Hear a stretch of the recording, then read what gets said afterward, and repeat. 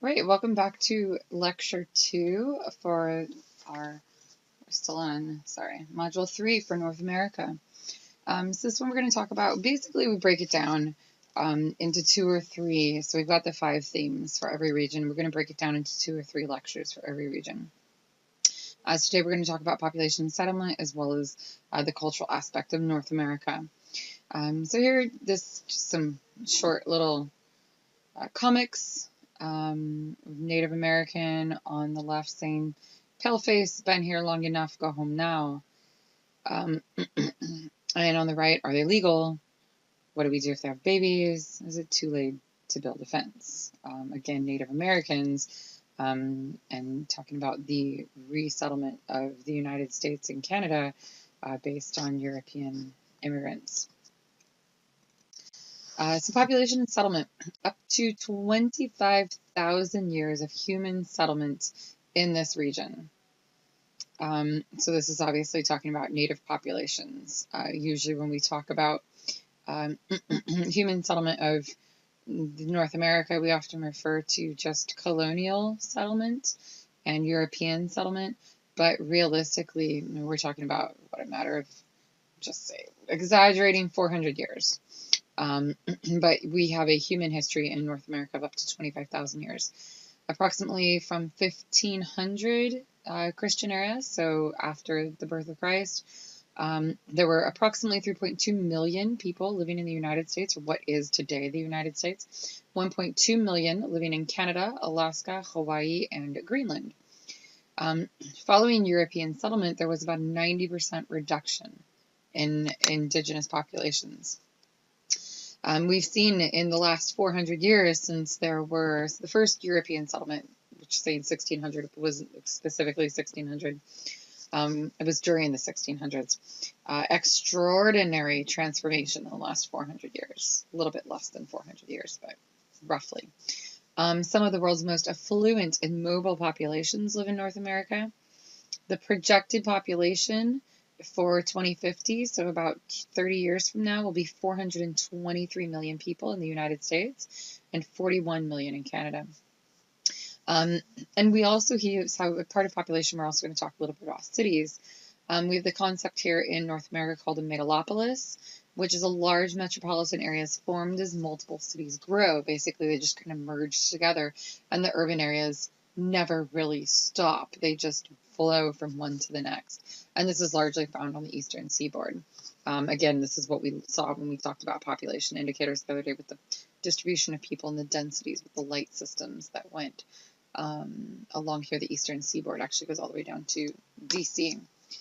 So tapestry, this is urbanization. So these are the types of urban areas we have. So the dark green is rural.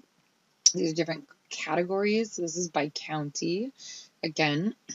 So the darker green are rurals. The lighter green is small towns. Then we get to suburban periphery, which is the light green. Shifting into yellow is urban outskirts. Metropolitan cities are the orange, and then the principal urban centers are the red.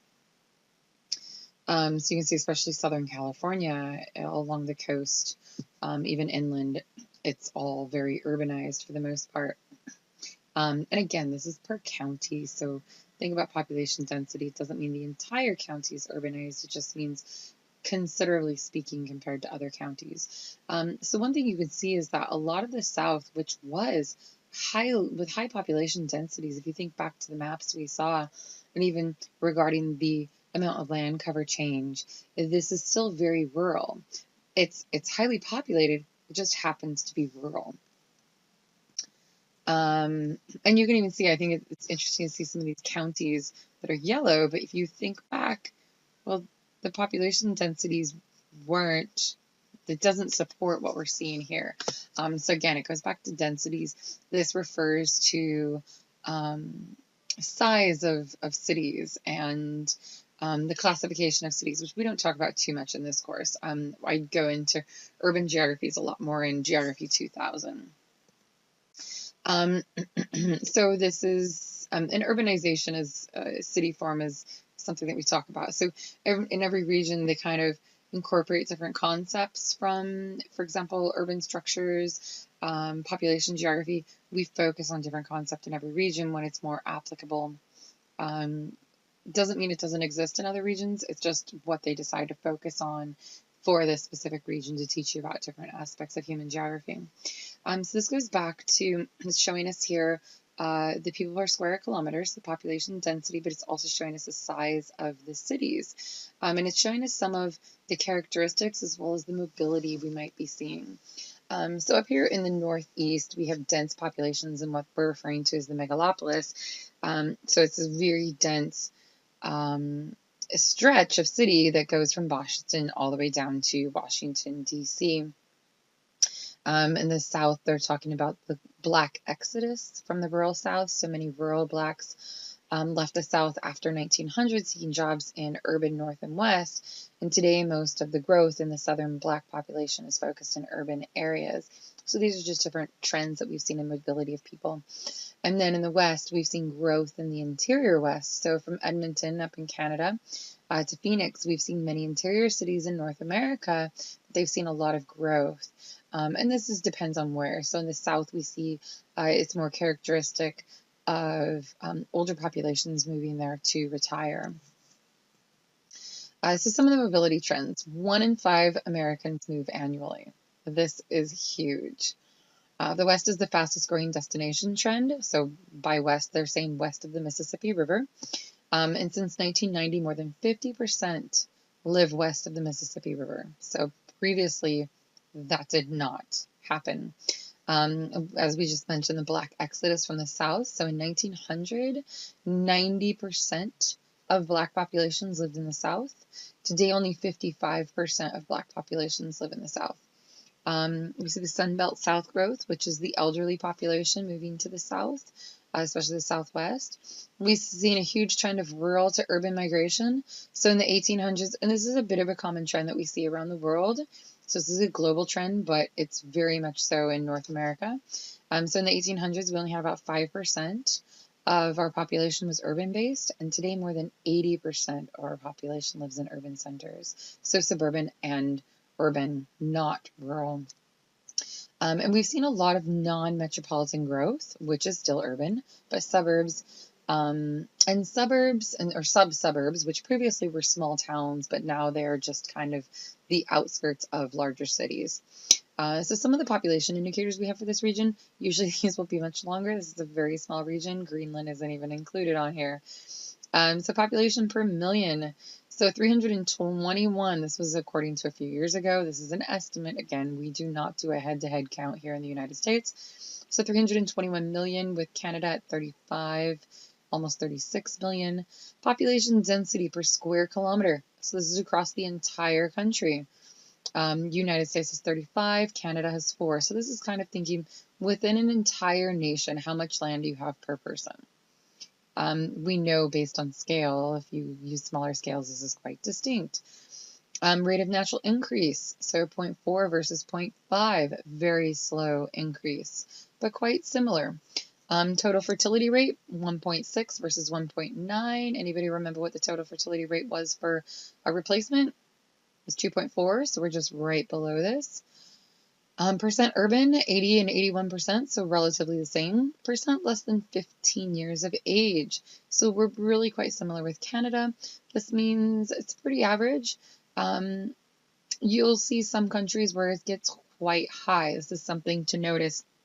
Usually there's a lot more issues. If we have a huge population that's under the age of 15, we also need to be expecting that this is going to be a huge population that's going to be wanting jobs in 10 to 15 years, that's going to need education, that is going to want to own homes and have children of their own. And a lot of times when this is a huge percentage of the population, it can be a huge stressor for a country as well.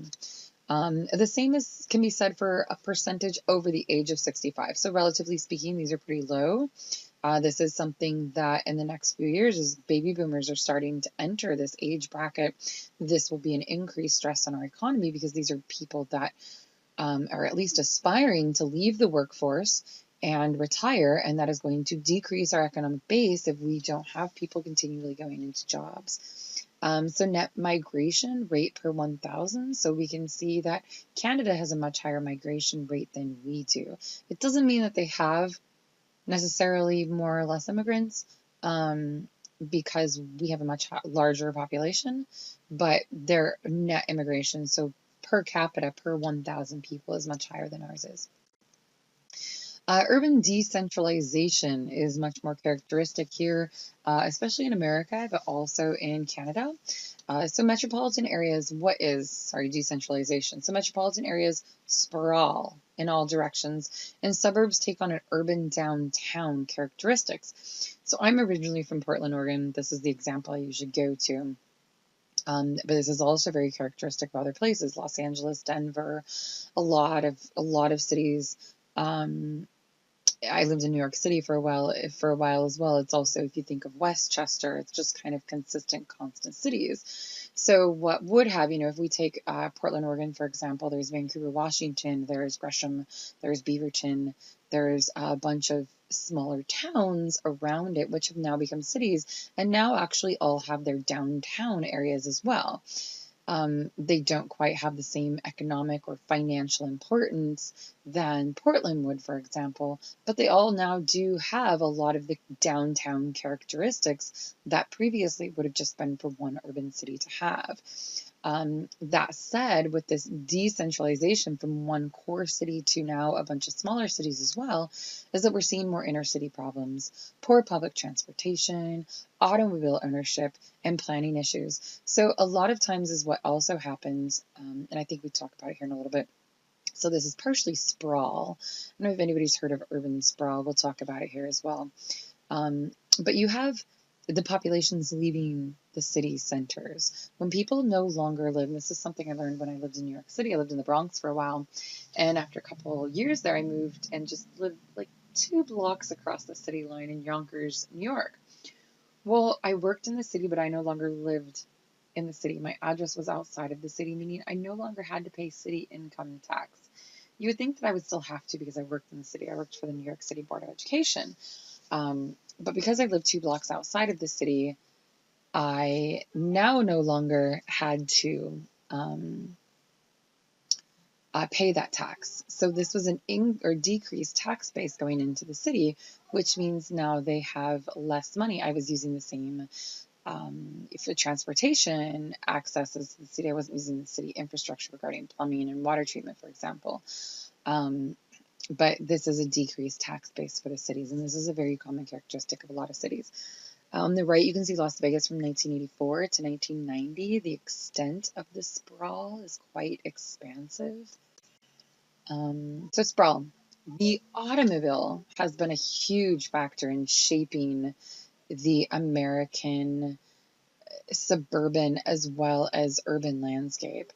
It has largely reshaped urban design as we know it. We have this concept of essential business district, and now we have this concept of edge cities. So suburbs, malls, strip malls, big box stores, things that couldn't have otherwise existed without access to personal automobiles. We've seen population losses from urban areas. And again, this has resulted in large shrinking tax bases for cities. So just as I explained, people might use a lot of the city infrastructures. They come into work, they come into shop, but they no longer are living in the city, so they don't have to pay the taxes into the city. Poverty rates have tripled that of suburbs. And unemployment is higher than average in urban areas. We even see this concept of food deserts. This has been largely studied in Detroit, Michigan, is a really good example of this, where you have a lot of people. I don't think I have I think your book might talk about this. But you have people who are, especially usually in poor and minority neighborhoods, where there just are not affordable grocery stores nearby. So literally people do not have food security even though they live in a large city in the United States. This has also led to a lot of places of racial tension. So with institutionalized racism, not only do we see discrimination, but we largely see segregation and direct correlations with these areas and poverty. So this is basic city landscape here for the United States. You can see how we have the original city center. Your book talks about a couple of these different city models. I won't go into it too much. You guys can read about it. It's pretty self-explanatory. But you can see, so as the city, so when it would have been small, when we just had pedestrian and horse car city, it was a small red area in the city center. And then the electric streetcar, so all of a sudden you had people follow the lines that would go out, and you saw a beginning of a spread. When the automobile, people had access to an automobile, all of a sudden they were able to expand much further out.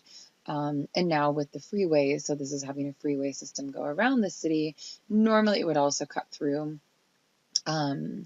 You even see what now could be like the suburban areas or smaller cities. So they're calling these newer auto suburbs. But eventually with time, they could also become their own cities as well. And that's what we're seeing these gray boxes as being edge city commercial centers as well. So we see these concepts of edge cities pop up around the primary city.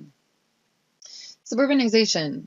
I always find it interesting that in the United States, a suburb, so sub means under, but suburb tends to think of, we associate it in the United States as being a more wealthy area, a more desirable place to live, whereas in a lot of other cities, a suburb is actually below the urban area. I'm not talking about altitude, but it's the poorer areas where people don't want to live. And I've always found this interesting clash where I said, oh, I grew up in the suburbs. And they're like, what? You grew up in the suburbs? And then eventually I started learning that, oh, that's not a good thing. It's the complete opposite of how I actually would have meant to say. So with this process of suburbanization and people moving to the suburbs, moving out of the city, we largely see an urban core, and it loses its population to commuter areas. So now we have a commuter population, and it's all based on the automobile. Suburbia, so we see is where the developer bulldozes out the trees, then names the streets after them. I know quite a few places where you have alder, spruce, pine, oak. Portland, Oregon, we actually keep a lot of our trees, or as many trees as they have. It's definitely a tree city. There actually is a category, there is a classification called a tree city. If you have a certain number of trees per capita, you can be classified as a tree city, and there'll be signs usually walking into a city or going into a city. But we do have our whole there's blocks that are named after trees. There's usually it's very homogeneous, it's repetitious, everything looks the same. You have to get in your car and drive somewhere in order to buy a gallon of milk. You cannot just go down to the corner store or the bodega and get what you need. There's a lot more privacy, there's a lot more isolation, there's a lot more individualism, less of a community concept than if you lived in a city, for example. So suburbanization in the United States first emerged after World War I, but we saw a rapid increase after World War II. This was for a variety of reasons. First, you had incomes allowed for transportation costs. People could purchase cars. There was also a lot of policies, very racist policies, but there were a lot of policies that allowed people to purchase homes. We saw population growth, again, particularly after World War II with the baby boom. So people they had bigger families, they needed more space, or they wanted more space, they needed more space. And this left, so a lot of urban problems. There was growing, dangers, whatever, the urban infrastructure, even a lot of our urban infrastructure today has not been updated, and it should have been updated back at this time. So we saw this concept of white flight, white people leaving the urban areas. As white people left, more people, don't want to say of color, but non-white people were moving into these neighborhoods, therefore creating this positive feedback loop, and more white people wanting to leave. I always remember when I lived in the Bronx, they talked about, I worked in the South Bronx, and they would talk about how this neighborhood used to be a very wealthy white, I think even largely Jewish community. And people started leaving. They wanted to then go to Westchester or to the North Bronx. So families started moving out. And as non-white families started moving in, more people started moving. Well, it got to a point, though, that who were you going to sell to? So you get a lot of these situations where well, if I can't sell my house, I'll just burn it down. So then all of a sudden you saw this huge influx of people burning, which then really deteriorates. I mean, it's not just about one house, but, blocks, multiple houses. And now you've abandoned buildings, and this just creates a constant feedback loop that creates the area to be even more a higher level of poverty than before.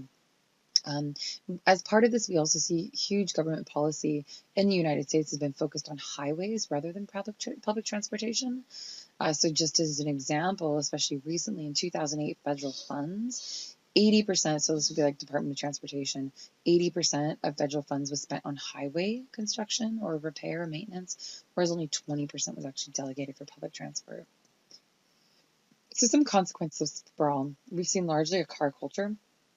Whenever I read this or think about this, I always think about people sitting in their cars, picking their noses, thinking that nobody can see them. But car culture has largely affected everything. A car is tied to our identity. A car is tied to the concept of independence and freedom. The car is tied to our housing design. Maybe not so much here in Hawaii, but definitely on the mainland and suburbia, it's hard to imagine a house that does not have a minimum of a 2-car garage, where the garage is built into the house. It's covered garage with a door shutting. If you go to other places, there might just be a carriage house or a carport, which is much more common here. It's largely influenced the infrastructure. So think about the roads that have been built. This goes back to government expenditure as well. And then money is taken away from different infrastructure in other places as well, such as urban infrastructure. And now as a result, we've created this system where people have to drive despite high gas prices. And I think back to this too, is the only time in my life that my mom ever took public transportation was, when was it? I think it was probably around the time of the recession. Gas prices were so high. It was like $4 or $5 a gallon. And my mom started taking the bus or something a couple of days a week. And it was something unfathomable to her, to me, for her to do. But again, we've created this loop where when gas prices are high, we move far away, and now we're trapped in a system where, regardless of gas prices, people still have to drive. So some more in consequences. We've seen urban decline, so suburbanization and deindustrialization. So people are leaving to go to the suburbs. Lower income workers are the only ones that are forced to remain. They need more services, especially regarding infrastructure, but they provide a lower tax base, so they're not paying as many taxes. There is less of a tax base, meaning there's not as much money to provide infrastructure. Property values decline and continue to decline, therefore people can no longer sell for what they previously would have or could have sold for, which creates what we would call a fiscal crisis or a financial squeeze. So infrastructure suffers, yet there's no income to help repair the infrastructure. And you could see a lot of these issues when you go to places like New York City, for example. The water systems need to be updated. The sewer systems need to be upgraded. The public transportation systems need to be updated. And a lot of this has been needing to be updated for decades, but hasn't been because there's no tax base or not enough tax base to restore these systems. Here I've provided a link. So this was regarding a video regarding Superstorm Sandy, where it really stresses you can see this is from the NPR, the National Public Radio, but you can see how it's this failing infrastructure which ultimately has enabled, or not really enabled, but it allowed Superstorm Sandy to create the havoc that it did because the city's infrastructure wasn't prepared. And this is still, if you go and look at studies of the United States, the U.S. Army Corps of Engineers, for example, they'll go, and they talk about this all the time. The same thing was before Katrina, that the dikes and the levees that were holding back the water needed to be updated, needed to be repaired, needed to be fixed or replaced, and they weren't. And the same thing happens consistently across the United States. So urban strategies to slow urban decline. Some cities have tried to build large entertainment centers. We have a convention center here. So they build large objects, or they host the Olympics to try and attract more tourism or attract revenue for a city. They try to create tourist centers. That would be us, for example. Or they try to build parks, signature buildings, events. They host events. So, for example, our convention center is a very important feature here to host a lot of international conventions, where a city tries to become a financial center. We don't have much hope for that, especially because of our geographic isolation. But New York, Los Angeles, and other cities as well. They also might to lure transnational corporations, so large TNCs, to then attract more jobs. I have to think of this, there is a town in Oregon where they were talking about this. And for the life of me, I cannot remember the name. I think it was like Pineville or Prineville or Lapine. It was one of those two. I know because I have some family and I used to go there when I was a kid. So they were building whatever it was because of the weather. Basically, they were making a proposal for like Silicon Valley companies to build the buildings that would house like the cloud storage. I know I'm explaining this horribly wrong, but this city was basically, this town, I should say, got to the point where we don't have enough jobs for our people and our people are going to be forced to leave. So the city tried to find a way to create jobs, and they did this by offering the land or whatever they needed to be, and the labor, and they were able to provide thousands of jobs for local citizens. Another um, strategy is redevelopment, which is often called gentrification. So Kaka'ako is a really good example, and I'll talk about this a little bit more here. Reurbanization. So reurbanization is an urban area that had been losing populations begins to regain it. So you de-urbanize and now you re-urbanize. This usually is related to migrants buying into cheap housing, gentrification, which we're going to talk about, and as well we're seeing baby boomers. So baby boomers who moved to the suburbs and raised their families now want to move back in and enjoy city life, downsize, not have to keep a yard, for example. There's a lot of potential advantages, depending on your perspective, of living in urban areas. So gentrification. Gentrification is the invasion of older, centrally located working class neighborhoods by higher income households seeking the character and convenience of less expensive and well-located residences. Think Kaka'ako. This is, when I try to explain this to people, I often think of invasion and succession, which is an ecology theory. So if you deforest an area, cut down all the trees, you're just left with soil for the most part. The first thing you might see come back is grasses and then some small shrubs. Eventually a pine forest might move in. The pine forest will ultimately kill out most of the small shrubs, and eventually a hardwood forest, which takes much longer to grow, will eventually be able to take over and therefore support a much larger population. So we see the same thing with this concept of gentrification. So if we say Kaka'ako, take back 10 years ago, was largely just a bunch of abandoned factories or manufacturing buildings, storage buildings that had been abandoned.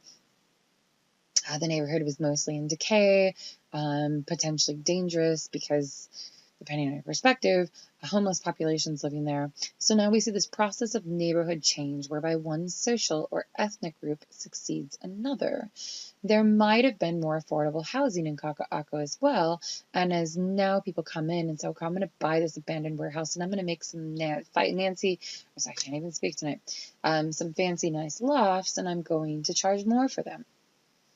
Well, as then all of a sudden it becomes more popular to live there, the next person does this on the next block, and so we get what we call gentrification. We're gentrifying the neighborhood.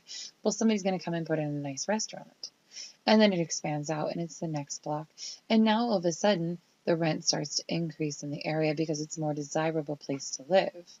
Well, the poorer people or the different social or ethnic groups that live there can no longer afford to live there, and they're being pushed out of their neighborhood by people who can afford to live there. So here's some examples of, this is, I believe, Pearl City in Portland. Pearl City is a neighborhood that was largely manufacturing, closed down, abandoned properties. Harlem is another example of gentrification, and they've come in and they've built some beautiful loft buildings, very luxurious apartments, and they have done exactly, they've gentrified the area. So some of the benefits, we're getting urban renewal, people moving back in, increased tax base, crime reduction, property values go up. These are all great things. Consequences, the former low-income residents can no longer afford to live there, or they are literally displaced. So here's an example of the Pearl District in Portland, Oregon. They took these factories and they literally just renovated them. A lot of times keeping a lot, it was the architectural design, and it's fashionable to keep a lot of the same elements um, within the buildings and just create these luxurious lofts that now people can't even afford to live there. It's impressive. Here's an example of Harlem where you had these brownstones. So up in the top left, you can see some of these examples where they might have been burned down or destroyed. They were deteriorated. And here we have populations on the right where the people were actually protesting against this, saying, you know, Harlem is not for sale. In the bottom left here, we have more of an updated concept in the city. In the far bottom right, we have people that were speaking out against Neil Patrick Harris because he was buying a brownstone and was gutting it, updating it, making it his uptown home because all of a sudden now it's popular and fashionable to live in Harlem. Kaka'ako, so our local example here. You can see we now have a lot of high-rise condos that previously would have been areas inhabited by homeless people, overpriced. This actually looks in the top right, and this is a visualization of it, but you can see we've even got like a Bicky system there for the bike rental system.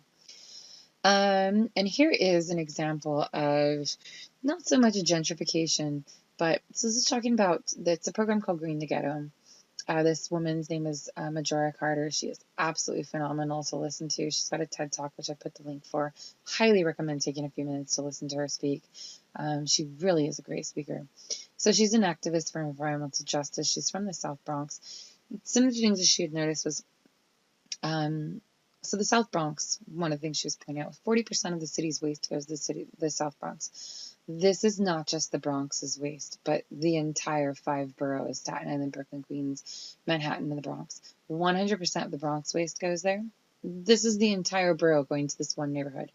They have sewage treatment plants. They have sewage pelletizing plants. They have 4 electrical power plants, which don't just treat the Bronx, again. And all of this equates to more than 60,000 trucks coming into there in a week. A lot of air pollution. They have some of the highest rates of asthma, or they had, I should say, in the whole entire country. They had the highest rates of poverty in the whole entire country. They had some of the highest rates of gang-related and gun-related violence. They have some of the highest rates of HIV and other STDs as well. So I don't remember if she did an NGO or not, but she had this project called Greening the Ghetto, and she basically went and there was a bunch of abandoned waterfront property, and she worked on projects to get rid of some of these treatment plants and to create parks for people where they could go and get outside. And it was, I mean, there is this concept of environmental justice if you aren't aware of it, and we talk about social justice, but this is environmental justice where certain ethnic and minority groups are receiving their unfair share of the environmental consequences related to everything that we just read above in that map. But so she talks about the project that she did in the Bronx, and it's really phenomenal. So some alternatives to sprawl. So what can we do instead? What we'd call a traditional city. I'm not going to talk about this one here too much. You can press pause and read it on your own. So what we call smart growth, smart cities, walkable cities. There's a short YouTube video here you can watch to see what I'm talking about. But the basic idea and the premise is that you can walk anywhere you need to from your home. So first of all, we don't have just one house on a piece of property, but we have mixed use. So we probably have a store, some type of business front on the bottom, and then the residential apartments above. The owners of the store might live in the apartments up above, or they may rent it out to somebody else. Ideally, you might have more than one, and they can live there as well as rent them out. But the idea is that we have mixed use, and you can walk to anywhere you need to go within 20 minutes from where you live.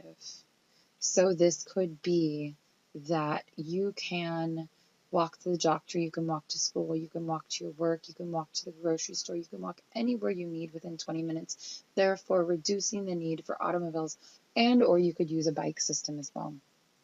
So these are just some alternatives to sprawl. There's some small communities that are working on these traditional concepts, traditional neighborhoods here in the United States, but these are much more common outside of the United States. So some strengths and weaknesses versus urban sprawl and smart growth.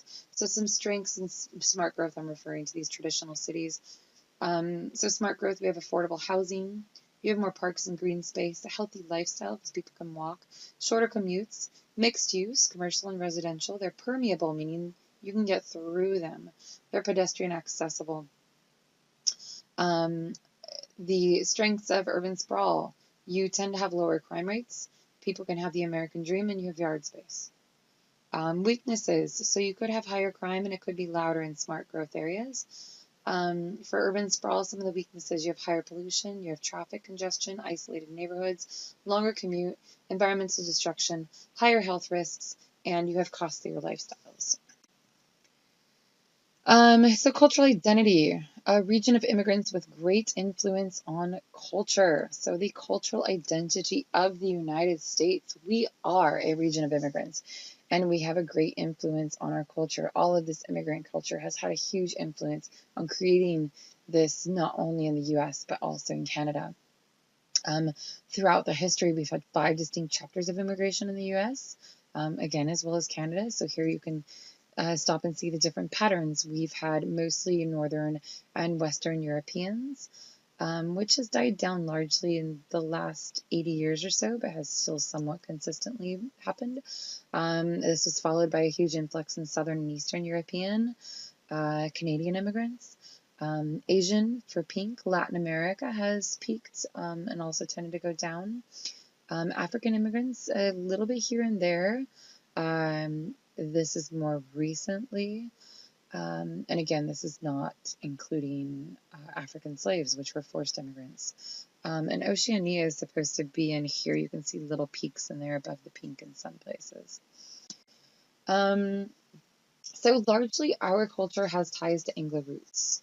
We do have cultural unity, but we also have a lot of pluralism, meaning that we have a lot of distinctions and we are a mix of many cultures. Ethnicity, we're also a mix of many different ethnic groups within our country. So this gives us it's interesting, but the percent of population, so racially as well as ethnically. So you can see in 2010, the population was 66% white.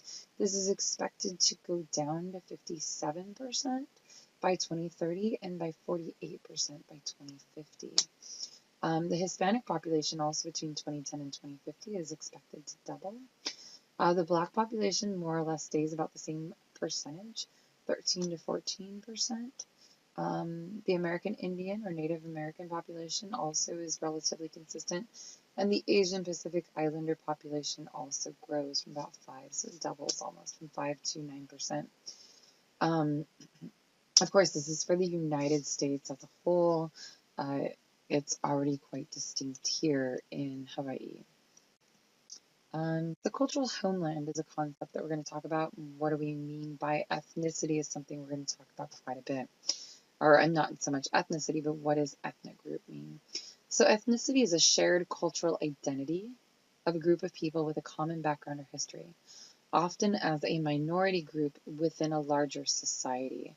So we don't really refer to as like a white ethnic group, which is why a lot of times if you complete a census or some type of demographic information checkbox thing, if you're signing up for something, they'll ask you what is your race, and then they'll ask ethnicity, Latino or non-Latino, because they're clumping Latinos in as one ethnic group, saying that there's a shared cultural identity.